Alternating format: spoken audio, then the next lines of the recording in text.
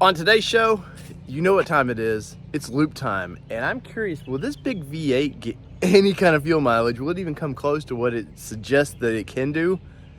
I want to find out. So let's jump in this thing and hit 40 miles right now. All right, we're getting in the 2023 Chevy Silverado ZR2. And I got a co-pilot today. Hi, Sid.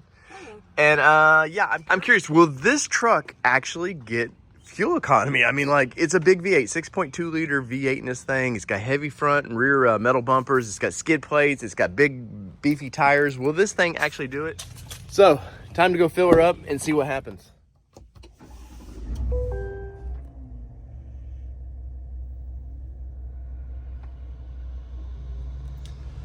All right, we got the big screens. We got the big screen up here, but yet we got the big V8 that's got to be thirsty. So let's find out what it'll get.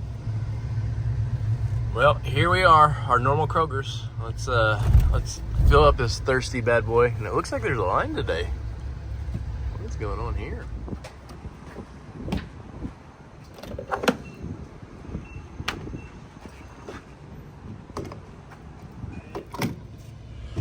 All right, after about a minute or two of trying to figure it out, I actually got this all reset. I will say this is not the most user-friendly. Once probably you realize how to do it, it probably would become second nature, but the trip reset of this thing is kind of a pain in the butt. All right, so we are off for 40 miles of fun, and I'm kind of curious what this thing do. Now, I believe it's combined, I think it's 15, 19, somewhere there, combined like a 17 is what the sticker says on this. Will it do better than that?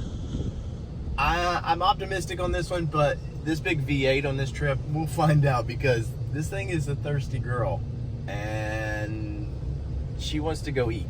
So let's go do 40 miles and see how many gallons.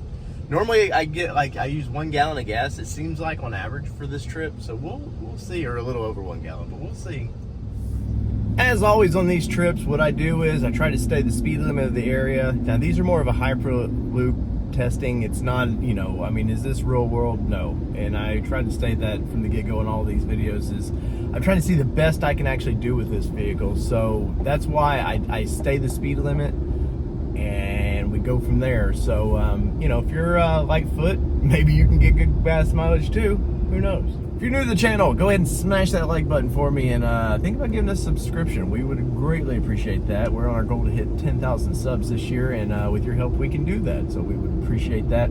I want to say this has been one of the more comfortable on this 40 mile. This will be, I think, number 4 or 5 that we've done of vehicles. This is by far probably the most comfortable of the 40 mile loops I've ever done. Just quiet truck, seats are very comfortable. And I got 0 complaints, and I would almost do this again just to do it, because it's just so comfortable when it's a nice ride. So let's get back to it.